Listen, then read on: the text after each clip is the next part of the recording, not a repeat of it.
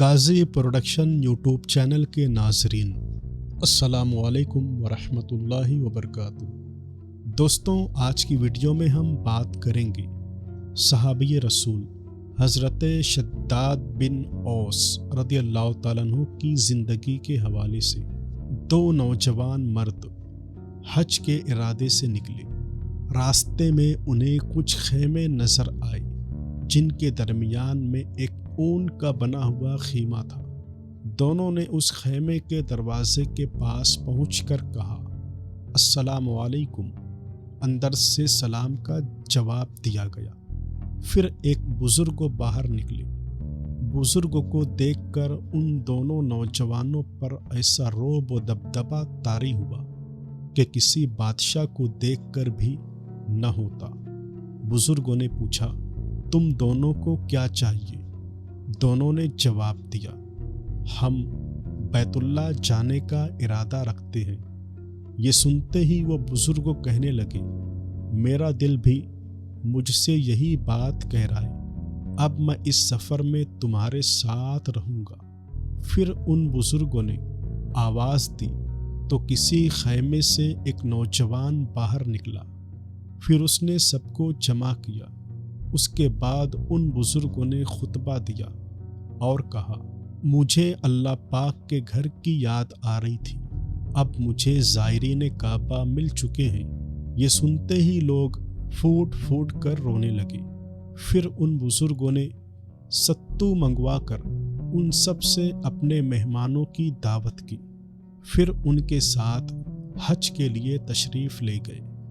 دوستو، رعب و دبدبے والے یہ مہمان نواز بزرگ عظیم صحابی رسول حضرت سیدنا شداد بن اوس تھے۔ آپ کی کنیت ابو یعلا ہے۔ آپ مشہور صحابی حضرت حسان بن ثابت کے بھتیجے ہیں۔ آپ کا شمار عالم صحابہ میں ہوتا ہے، جبکہ بردباری کا عنصر طبیعت میں کوٹ کوٹ کر بھرا ہوا تھا۔ حضرت ابو درداء فرماتے ہیں، اللہ کریم کسی کو علم دیتا ہے مگر حلم نہیں دیتا، اور کسی کو حلم دیتا ہے مگر علم نہیں دیتا، لیکن حضرت شداد کا شمار ان میں ہوتا ہے جنہیں اللہ کریم نے علم اور حلم دونوں عطا فرمائے ہیں۔ انصار صحابہ میں 3 حضرات کا زہد و تقوی بہت مشہور ہے، حضرت ابو درداء، حضرت عبادہ بن صامت اور حضرت شداد بن اوس۔ آپ کی زندگی کے ایام تقوی، پرہیزگاری اور خوف خدا میں ڈوبے ہوئے نظر آتے ہیں۔ آپ بہت زیادہ عبادت کیا کرتے تھے، جبکہ گفتگو میں بے حد محتاط رہتے اور زبان سے کوئی کلمہ فضول نہ نکلنے دیتے۔ ایک مرتبہ سفر میں اپنے غلام سے فرمایا، توشہ دان لے کر آؤ، ہم اس میں سے 2 چیزوں کو ملا کر کچھ کھانا تیار کرتے ہیں۔ ایک ساتھی نے کہا، میں جب سے آپ کے ساتھ ہوں آپ کے منہ سے کوئی فضول لفظ نہیں سنا، اور میرا خیال ہے کہ آپ کی اس بات میں کچھ فضول لفظ ہیں۔ آپ نے فرمایا، تم نے سچ کہا، جب سے میں نے آقا علیہ الصلوۃ والسلام سے بیعت کی ہے، سوائے اس جملے کے سوچ سمجھ کر ہی زبان سے کلمات نکالے ہیں، تم مجھ سے جدا نہ ہونا۔ پھر آپ ذکر الہی میں مشغول ہو گئے۔ آپ جب اپنے بستر پر جاتے تو اس طرح کروٹیں بدلتے جیسے کڑھائی میں دانہ الٹ پلٹ ہوتا ہے۔ آخر کار یہ کہتے، اے اللہ، جہنم کی یاد نے مجھ سے نیند روک دی ہے۔ پھر اٹھ کر نماز پڑھنے لگتے، یہاں تک کہ صبح ہو جاتی۔ آپ کے کلمات فصاحت و بلاغت اور حکمت سے بھرپور ہوتے تھے۔ ایک مرتبہ فرمایا، مومن پر دنیا اور آخرت کا کوئی خوف موت سے بڑھ کر نہیں۔ یہ خوف آروں سے چیرنے، کینچیوں سے کاٹنے اور ہانڈیوں میں ابالنے سے بھی زیادہ سخت ہے۔ اگر کوئی میت قبر سے نکل کر دنیا والوں کو موت کی سختیاں بتا دے تو وہ نہ زندگی سے نفع اٹھا سکیں گے اور نہ نیند سے لطف اٹھا پائیں گے۔ ایک بار دوران خطبہ یہ کلمات ادا کیے: اے لوگو، دنیا ایک موجودہ سامان ہے، اس سے نیک و بد سب کھاتے ہیں، اور بے شک آخرت بعد میں آنے والی ہے۔ اللہ قادر مطلق اس میں فیصلہ فرما دے گا۔ ساری کی ساری بھلائی جنت میں ہے اور سارے کا سارا فساد جہنم میں ہے۔ ایک مرتبہ آپ نے ایک بیمار شخص کی عیادت کی تو اس سے پوچھا، دن کیسا گزرا؟ اس نے کہا، نعمت میں گزرا۔ آپ نے فرمایا، تجھے گناہوں کے کفارے اور غلطیوں کے مٹائے جانے کی خوشخبری ہو۔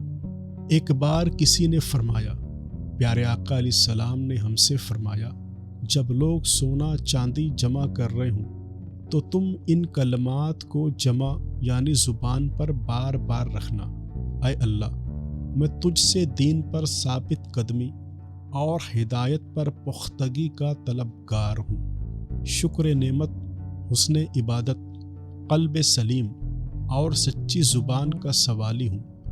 ہر اس شر سے پناہ مانگتا ہوں جسے تو جانتا ہے۔ ہر خیر کا طالب ہوں جو تیرے علم میں ہے۔ ہر اس گناہ سے بخشش چاہتا ہوں جسے تو جانتا ہے۔ بے شک تو غیبوں کو خوب جاننے والا ہے۔ آپ فرماتے ہیں، ہم بارگاہ نبوی میں حاضر تھے۔ حضور علیہ الصلاۃ والسلام نے فرمایا، کیا تمہارے ساتھ کوئی اجنبی شخص یعنی اہل کتاب بھی ہے؟ ہم نے عرض کی، نہیں۔ آقا علیہ الصلاۃ والسلام نے دروازہ بند کرنے کا حکم دیا، پھر فرمایا، اپنے ہاتھ اٹھا لو اور لا الہ الا اللہ کہو۔ ہم نے تھوڑی دیر تک ہاتھ اٹھائے تھے کہ آقا علیہ الصلاۃ والسلام نے اپنے ہاتھ نیچے کیے اور الحمدللہ کہہ کر بارگاہ الہی میں دعا کی۔ پھر ہم سے فرمایا، خوشخبری ہو، اللہ کریم نے تمہاری مغفرت فرما دی ہے۔ نبی کریم علیہ الصلاۃ والسلام کی وفات ظاہری کے وقت حضرت شداد کھڑے ہوئے، پھر بیٹھ گئے، پھر کھڑے ہوئے اور بیٹھ گئے۔ نبی رحمت علیہ الصلاۃ والسلام نے پوچھا، کس چیز نے تمہیں بے چین کیا ہے؟ عرض کی، یا رسول اللہ، مجھ پر زمین تنگ ہو گئی ہے۔ ارشاد فرمایا، غور سے سنو، اللہ نے چاہا تو عنقریب شام اور بیت المقدس فتح ہوگا اور تم اور تمہاری اولاد وہاں قائد و پیشوا ہوگی۔ زبان رسالت سے جو غیبی خبر ارشاد ہوئی تھی ویسا ہی ہو کر رہا۔ حضرت سیدنا فاروق اعظم کی طرف سے آپ کو شام کے شہر حمص کی گورنری کا اعزاز حاصل ہوا۔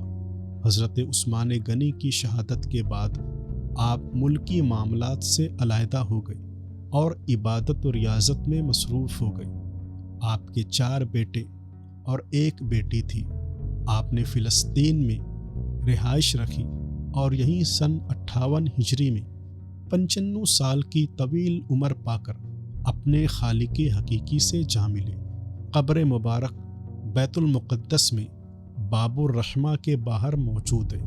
بوقت وفات آپ نے یہ وصیت کی، تم پر مجھے جن باتوں کا خوف ہے ان میں سب سے زیادہ خوف ریاکاری اور خفیہ شہوت کا ہے۔ آپ سے 50 احادیث مروی ہیں۔ آپ کے پاس حضور اکرم صلی اللہ علیہ وسلم کے نالین مبارک کا ایک جوڑا تھا جو آپ کے بعد آپ کے بیٹے محمد بن شداد کے پاس رہا۔ 130 ہجری میں حضرت شداد بن اوس کی بیٹی اپنے بھائی کے پاس آئی اور کہا، آپ کی کوئی اولاد باقی نہ رہی اور میری اولاد باقی ہے، اور یہ نالین مبارک نہایت قابل احترام اور بابرکت ہے۔ میں چاہتی ہوں کہ اس کی برکتیں میری اولاد بھی پائے۔ اس طرح ایک نالین مبارک حضرت شداد کی بیٹی کے پاس رہی، پھر ان کی اولاد نے اس نالین مبارک کی برکتیں پائی۔ دوستوں، یہ تھے حضرت شداد بن اوس رضی اللہ تعالیٰ عنہ، جن کی زندگی کے کچھ گوشوں کو ہم نے سماعت کیا۔ امید ہے ویڈیو آپ کو پسند آئی ہوگی، اور اسی طرح کی ویڈیوز کو پانے کے لیے ہمارے چینل کو ضرور سبسکرائب کریں، ویڈیو کو لائک کریں اور اپنی رائے کمنٹ میں ضرور بتائیں۔ السلام علیکم ورحمۃ اللہ وبرکاتہ۔